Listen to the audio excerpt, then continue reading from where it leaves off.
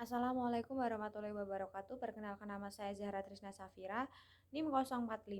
Di sini saya akan menjelaskan materi dari kelompok 5 yang berjudul Pembiayaan Bebas Riba Berbasis Hutang. Di sini saya akan menjelaskan dari materi A dan B yang berjudul Konsep Dasar Pembiayaan Bebas Riba Berbasis Hutang dan riba ditinjau dari berbagai aspeknya.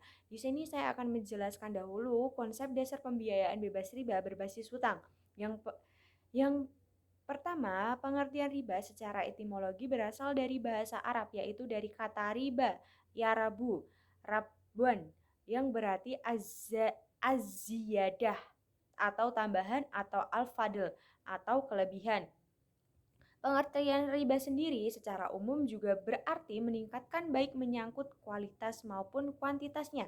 Sedangkan menurut istilah teknis, riba adalah pengambilan tambahan dari harta pokok atau modal secara batil.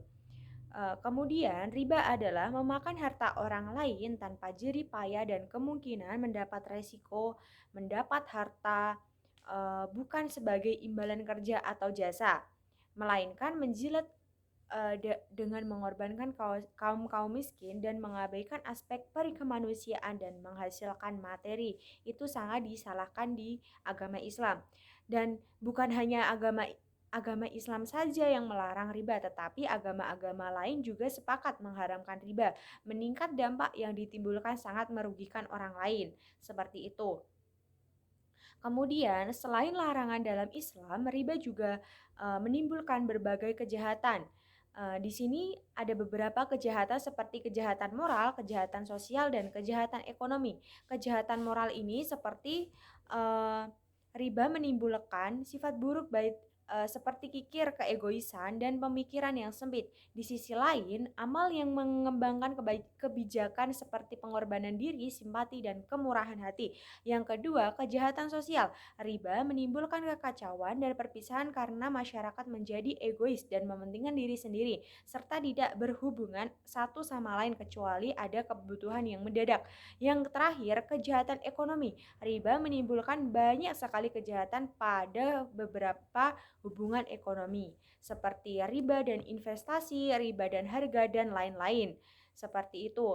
Yang kedua, riba ditinjau dari berbagai aspeknya. Di sini riba dijelaskan ada empat macam dalam bentuk riba. Yang pertama, riba qard, suatu manfaat atau tingkatan kelebihan tertentu yang disyaratkan terhadap yang beruntung. Yang kedua, riba jahiliyah, yaitu utang dibayar lebih dari pokoknya karena si peminjam tidak mampu membayar utangnya pada waktu yang ditetapkan. Riba jahiliyah dilarang karena kaidahnya seperti arti setiap peminjam yang mengambil manfaat adalah riba. Dari segi penundaan waktu penyerahan, riba jahiliyah tergolong dari riba nasiah dari segi kesamaan objek yang dipertukarkan tergolong riba fadl.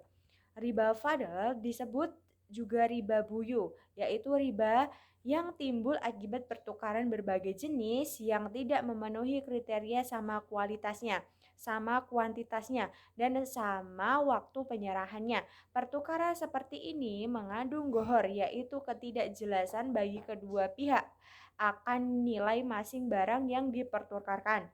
Ketidakjelasan ini dapat menimbulkan tindakan zalim terhadap salah satu pihak, kedua pihak, dan pihak-pihak lainnya. Yang terakhir yaitu riba nasiah. Riba nasiah ini disebut juga riba duyun, yaitu riba yang timbul akibat utang piutang yang tidak memenuhi kriteria untung muncul bersama resiko dan hasil usaha muncul bersama biaya. Transaksi semisal ini mengandung pertukaran kewajiban, menanggung beban hanya karena berjalannya waktu. Riba nasiah adalah penangguhan, penyerahan, atau penerima jenis barang ribawi yang dipertukarkan dengan jenis barang ribawi lainnya. Sekian penjelasan dari saya. Apabila ada kata-kata yang salah baik disengaja maupun tidak disengaja, saya memohon maaf sebesar-besarnya. Wabillahi taufik wal hidayah. Wassalamualaikum warahmatullahi wabarakatuh.